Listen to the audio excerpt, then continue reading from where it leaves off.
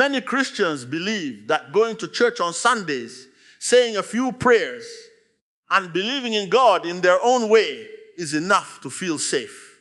But today, I will share with you one of the most shocking near-death experiences ever recorded, a true testimony, one of the most well-known in the world, that has brought millions to tears. A vision that has shaken even theologians, pastors, and end-time scholars.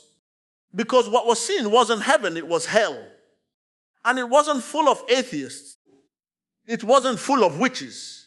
It was full of Christians.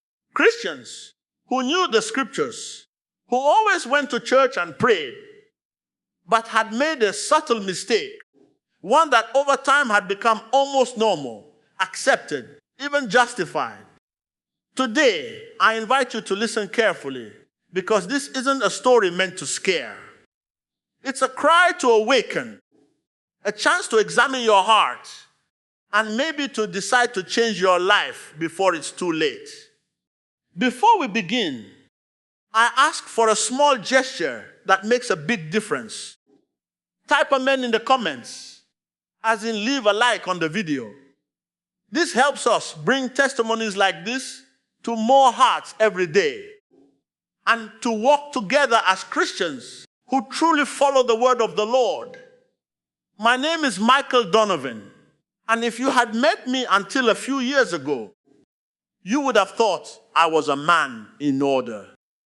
I worked as an analyst for one of the largest financial companies in the Midwest. Well-pressed jacket, sober tie, firm handshake. I spoke little about myself, but I never missed a prayer meeting.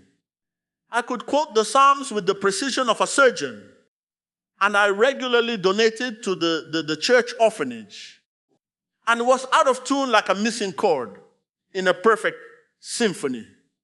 It wasn't the first time God had shaken me. There had been another moment. I still remember it as if it were yesterday. Even though I stood, as if it yesterday. Even though almost 20 years had passed, I was 19 and fighting a raging fever to the point that my body trembled as if in an earthquake. That night, while my mother bathed my forehead with a damp towel, I saw something. Not with my eyes, but with my spirit. I was above a city I didn't recognize, suspended in midair, and everything was gray. There was no sun or stars, only fog.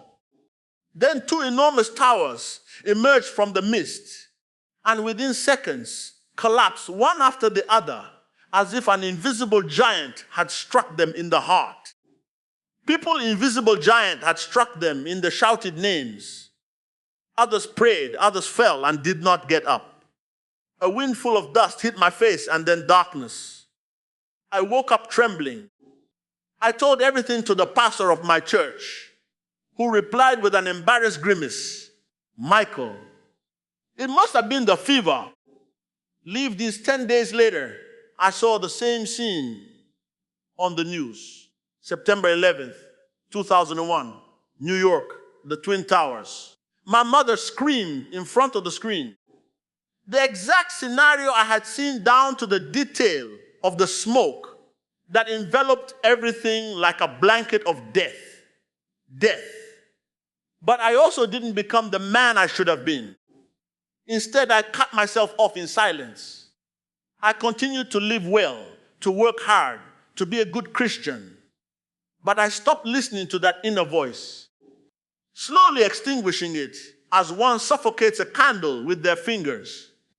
I convinced myself that it was enough to pray, participate, appear until that day, January 15th, 2019. I had just finished a tense meeting. My boss had accused me of making a mistake in a projection on the bond market. It wasn't true, but instead of defending myself, I remained silent. I swallowed the anger like poison. That evening, I had to go to the pharmacy. My blood pressure had dropped in recent days. Nothing serious, they said. Work stress, nothing more. I entered the store with a weight on my chest that I couldn't explain. The fluorescent lights seemed like pins in my eyes. Every word of the people around me was white noise. Then the emptiness, my legs giving way, a distant voice. He's collapsing. A hand that vainly seeks a shelf, then blackness. But not the blackness of sleep. It was a blackness that had substance, density, a silence that screamed. And there I understood I was dying. There was no panic. There was awareness I was still me, but without a body. As if I were made only of thought, memory, and truth. I no longer had anything to hide behind. Neither titles, nor careers, nor memorized verses. Only my soul, and a call that rang again loud like the one in 2001. Only this time, there was no time to ignore it. I can't say how long I remained suspended in that darkness. It wasn't an absence, as if the night had eyes and memory, as if it knew me better than I knew myself. There was no sound yet. The silence buzzed like a submerged drum.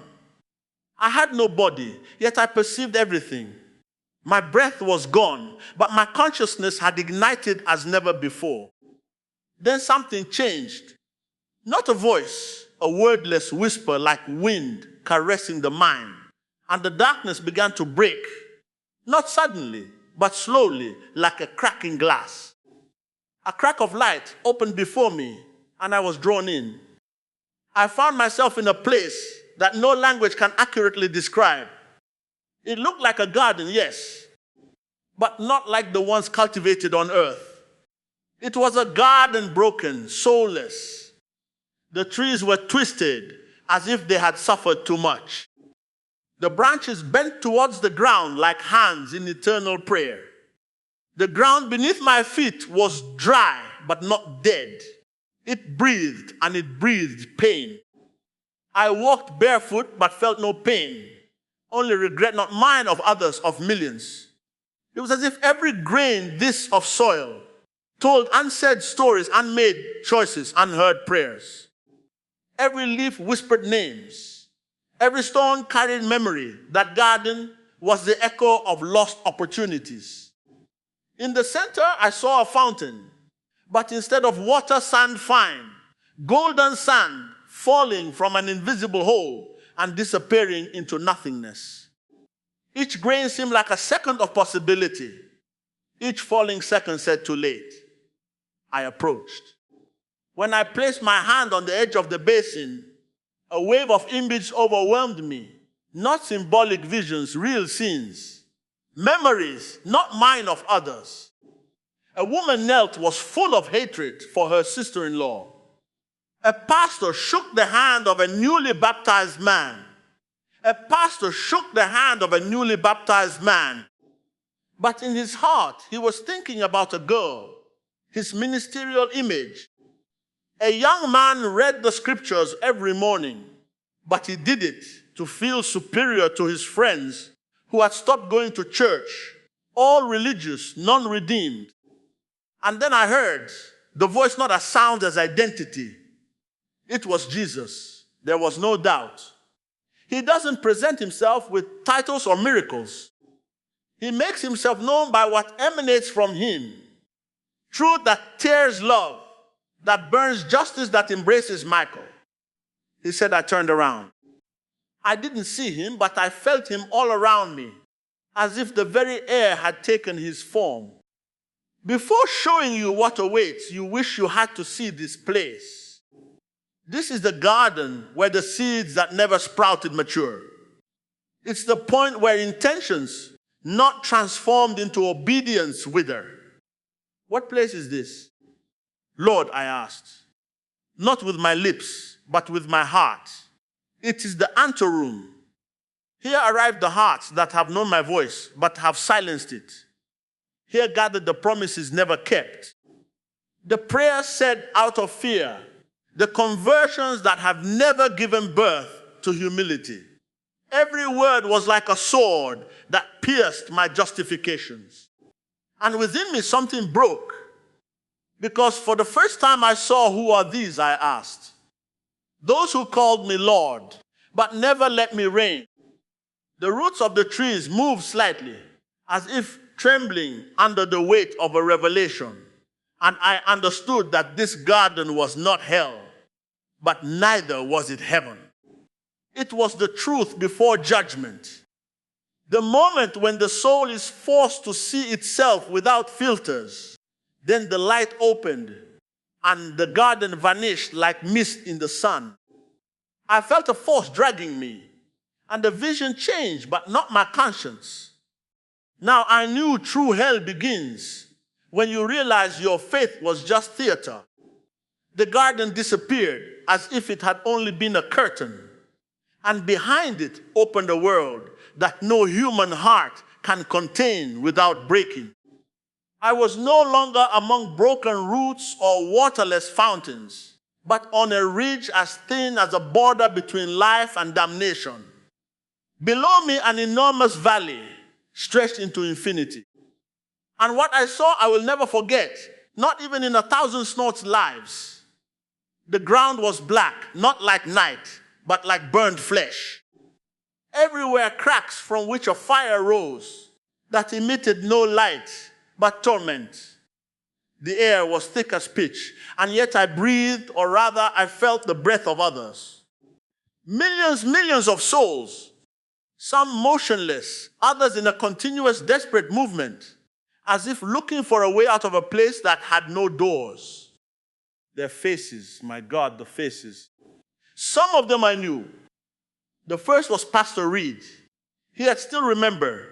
He told me that knowing God was more important than studying Him. When he told me that knowing God was more important than studying Him, yet they're immersed in the flames, he shouted verses that dissolved into the air like sand. He had lost his voice from so much pleading, and no one was listening to him. Then I saw Janet, the choir leader. She had a talent that moved the congregation every Sunday. But now her hands were clenched in tight fists, as if still holding microphones. Her lips moved, but no sound came out, only despair. She had sung of freedom while living as a prisoner of contempt for those who were not as spiritual as her. Why? I asked, my heart threatening to break. They were yours, Lord. They served you. Jesus' voice answered me deep as an ancient drum.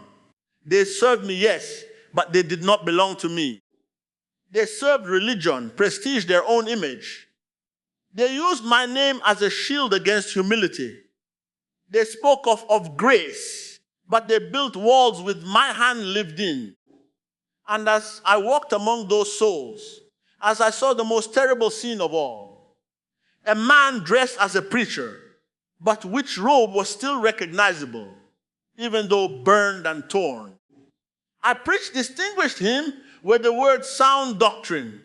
I led souls to you. You led souls. You led souls to the worship of yourself. Jesus' voice replied, you used the truth to exalt yourself. You defended doctrine, but you never loved your neighbor. Every sermon of yours was a wall, not a bridge. I was forced to watch, to feel every crumb of despair. Those souls were not there for external sins, as the world defines evil. They were there for something more subtle, more treacherous, the illusion of being righteous. They had not blasphemed, stolen, killed. They had simply believed they were already saved without ever letting salvation lie true. I served at the homeless shelter. A man cried out. I brought food to the poor. I served at the homeless shelter. But his hands were clenched in fists. His teeth gritted, not in pain, but in anger. But you did it to feel better about yourself. The Lord's voice whispered, not out of love. You judged those who didn't do as you did, and you thought that doing was enough to be. I walked on. Each step was a condemnation for myself. Each face a fragment of a mirror. I saw myself in those gestures, in those thoughts, in those prayers made more to quiet my conscience than to touch God. Then I saw something that made me falter myself. Not in the valley, but above, still alive, standing during a worship service. Some years before, hands raised, eyes closed. But inside judgmental thoughts, I had observed a man in the front row with a dirty coat and had thought, what is someone like him doing here? I was there in my body, but there was no love, only form. I slumped down even without a body. My spirit bent like glass in the fire. And Jesus spoke again. The cemetery of the religious is full of those who believed that faith was a role, a mask, a habit. But I do not look at hands, I look at the heart. And in that moment, I understood. Hell is the place where every illusion falls away. I don't know how much time passed between one scene and another. In the realm where I was, time was like smoke. You saw it move, but you couldn't grasp it. When the valley of fire and the religious dissolved before me, there was no transition. I was simply transported as by a greater will that knew exactly where and what I needed to see. I found myself in a strangely silent place. There were no flames, no screams, only faces. Hundreds, maybe thousands. They floated in space, motionless like portraits hanging on an invisible wall. There were no bodies, only faces. But those faces conveyed a pain that pierced the skin of the soul. It was the pain of awareness. Jesus was with me. I didn't see him, but I felt him behind me. His voice didn't reach my ears. It went directly into my spirit. These are the hearts that convince themselves. They didn't need me. The first face that came close to me was that of an elderly woman. She had large, intelligent, deep eyes, but full of contempt, as if she still judged, even from there. Jesus said she led prayer groups for 30 years. She knew the scriptures better than many pastors, but she never forgave her sister for an offense that dated back 40 years. Every time she prayed, she did so with a closed heart. And she believed that saying, I forgive, was enough to be clean, while inside, she harbored resentment like poison honey. The face moved away and another appeared. A young man, probably a worship leader. I recognized him. He had appeared in some conference I had watched on YouTube. He had talent, charisma, and yet his eyes now were empty, not sad empty, as if his heart had lived in a closed room without windows.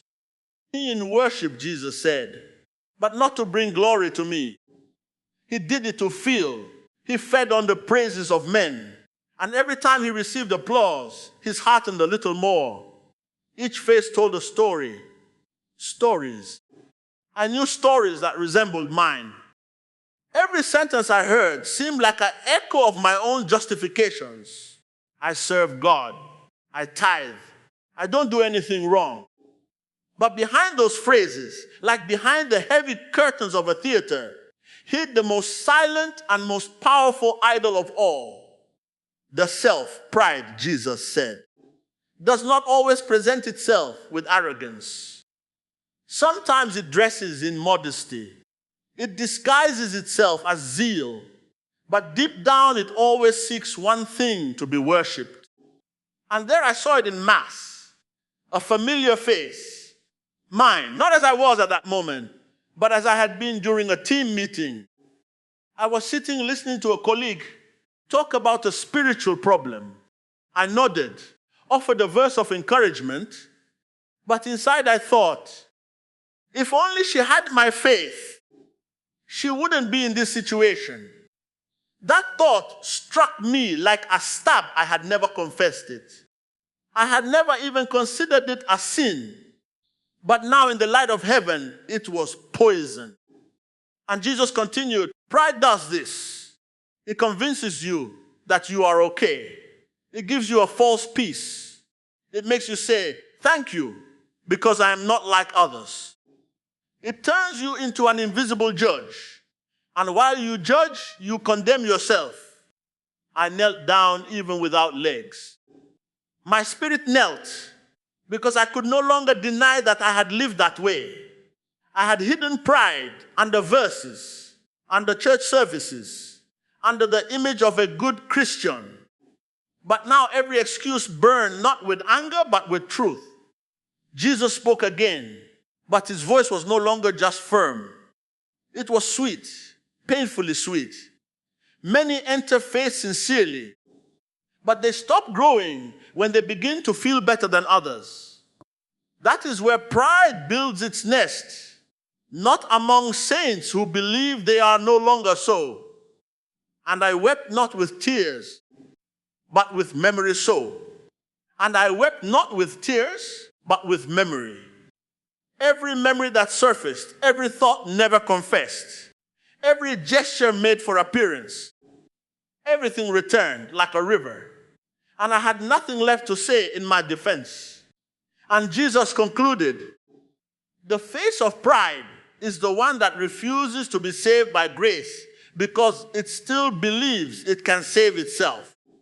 I was transported again as if an invisible wind made not of air, but of discernment, lifted me towards a higher place.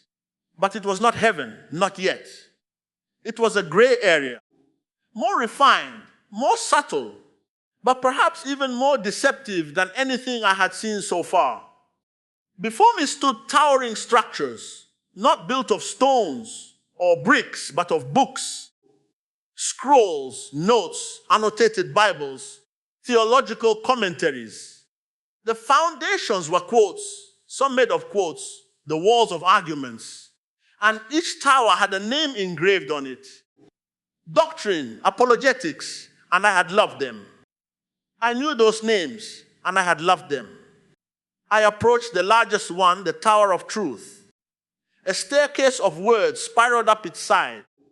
Famous phrases, sermon excerpts, conference notes, and next to the base, a man sat with his hands over his face.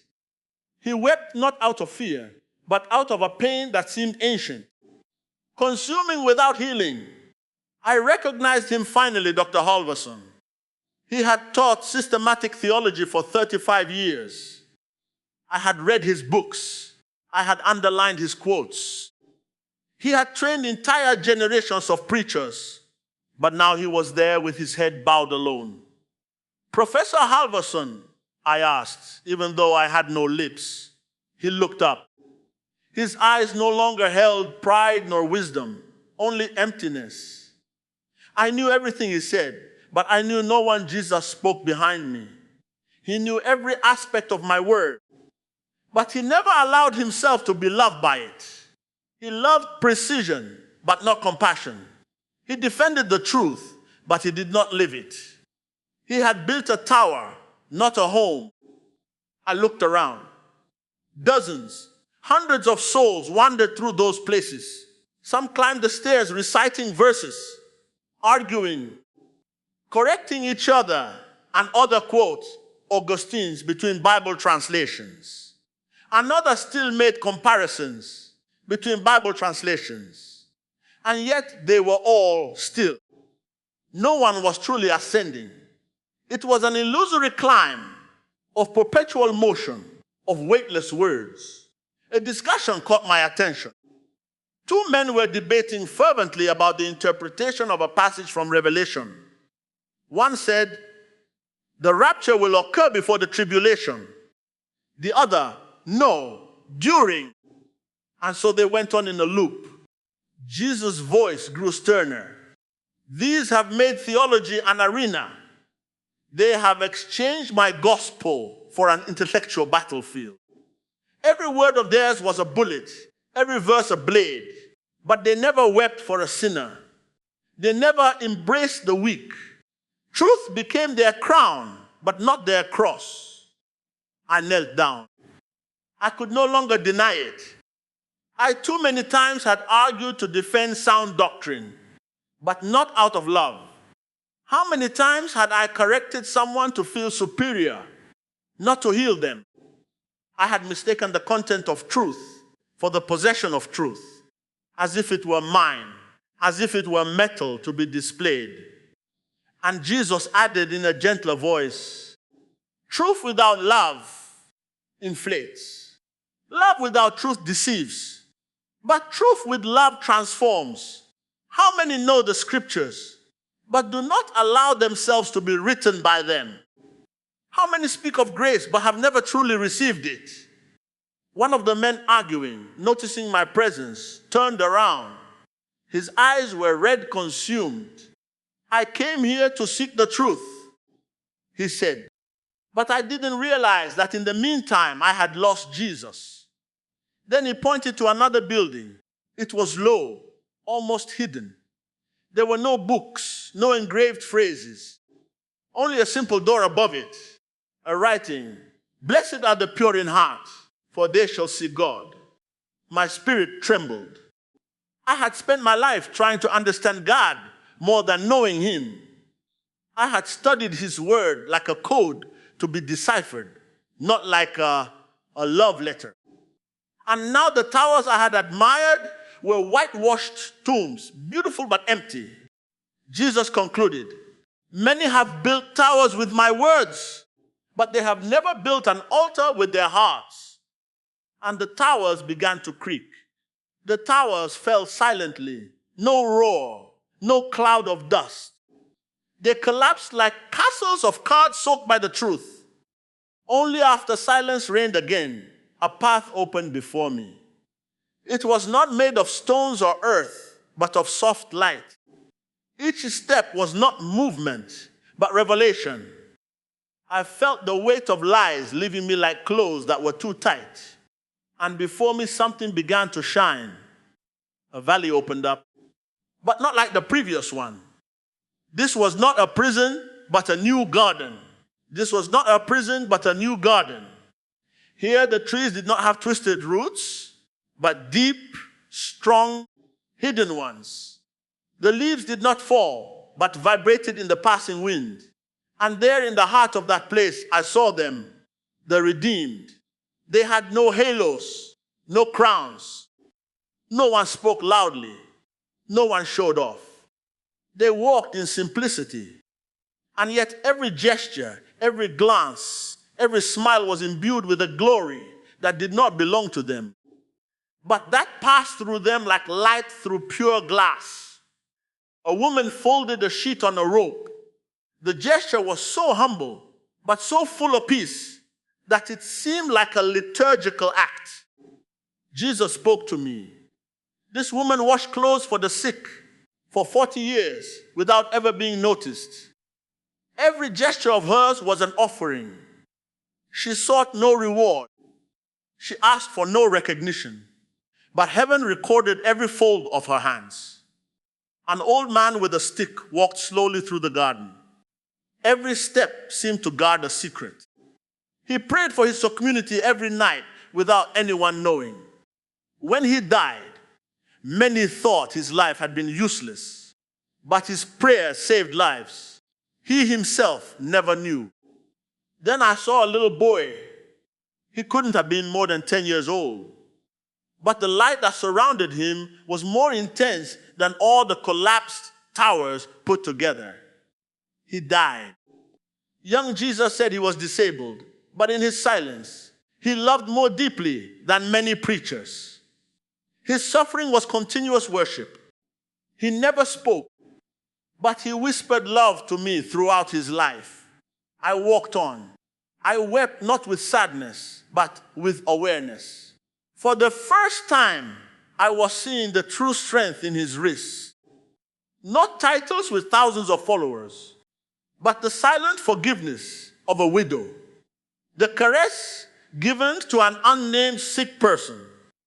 The renunciation made in the secret of a room. I saw a kneeling mother, her face worn by the years around her. Children played in peace. She raised 5 children in the faith. Jesus said no one ever applauded her, but every night she wrestled in prayer. And today her children lead others to me. She never stood on a pulpit, but she raised generations. And then I saw something that tore me apart, a figure myself, but transformed. Not the one I had known with an elegant jacket, an underlined Bible, but a humbler, lighter Michael. He walked among the redeemed, not with confidence, but with gratitude. His gaze did not seek approval, but carried love. His hands were empty, but ready to serve. That Michael no longer wanted to be seen. He wanted to see. Jesus spoke with deep tenderness. This is the version of you that you can become if you choose the narrow path. If every day you let off siding off and let me live. If you choose the way of hiding of forgiveness of inner truth, this version of you is not far off. It is possible, but it requires you to die 1,000 times to pride, to vanity, to the fear of not being enough. I looked at him. No words were needed, only a yes. And I understood true salvation is not in knowing, in serving, in doing. It is in allowing oneself to be transformed. In saying it is no longer I who live, but Christ who lives in me. I can't explain how it happened, but something began to call me back. Not with a voice, with an attraction, like the pull of water to its source. The garden moved away, but it did not vanish. It was as if it were being etched inside me. Every face seen, every word heard, every truth revealed did not fade away, but were planted in me like eternal seeds. Jesus looked at me. This time I saw him not as a distinct face, but as an embodied light. A gaze that held together both fire and forgiveness. No condemnation in his eyes. Only truth, only love, but a love that burns away masks, that is not satisfied with almost. Michael, he said, you have seen what many see only too late, but you have been granted to return, not because you deserve it, but so that others may hear not to boast, but to warn. His words were not suggestions. They were fire written on the heart. Every hour, Christians die convinced they are saved and wake up in the place of eternal separation. Not for visible sins, but for unrecognized pride, untransformed religion, heartless prayers. I looked at him with all that I had. How can I live now? Knowing this, you will live as a lit lamp in the midst of sleep.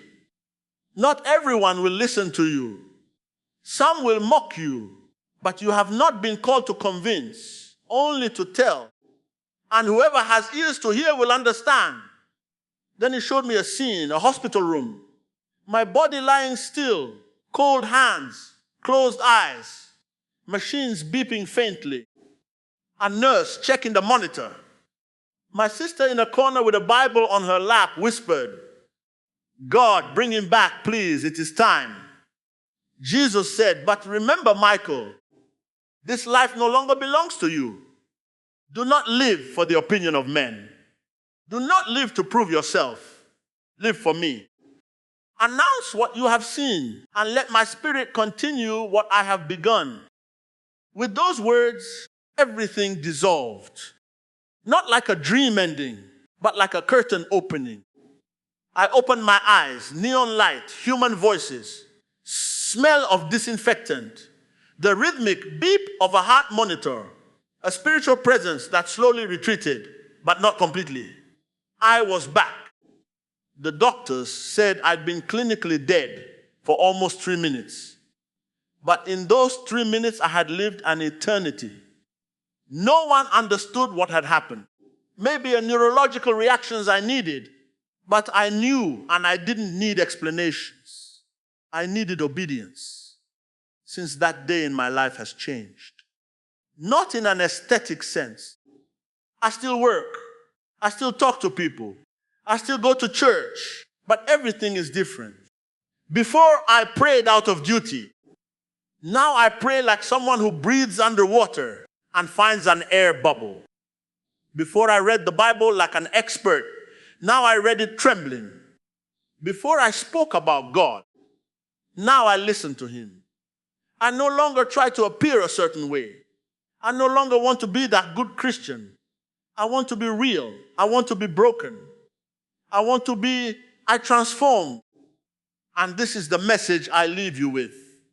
If you have come this far, do not trust your heart if it has not been broken and healed.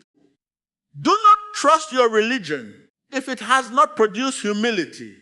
Do not trust your works if they do not spring from a love that has destroyed and rebuilt you. Jesus will not come for the best. He will come for the least, the humblest, those who get up relying on themselves, those who tremble at his voice, those who strip themselves of all appearances. Every hour someone dies. Every hour someone wakes up in eternity. And too often they realize they never truly knew him. Do not wait. Do not wait for a cardiac arrest. Do not wait. Do not wait for a cardiac arrest. Do not wait for a sign. Do not wait until it is too late. The kingdom of God is made of naked hearts, not clean hands, brothers and sisters. If you've made it this far, it wasn't by chance. This testimony is a wake-up call. Write in the comments where you're watching from. I want to know who you are, where you're standing watch, and where the Lord has allowed you to hear this message. If this touched your heart, don't keep it to yourself. Share it now. Send it to your family groups, your friends, to anyone who's drifted away from God. Do it now before the silence falls again. And if you haven't already subscribed to the channel and turn on the bell, not to follow me, but to stay awake, to not miss even one more call from heaven. Time is running out, but it's not too late yet. Let's prepare together.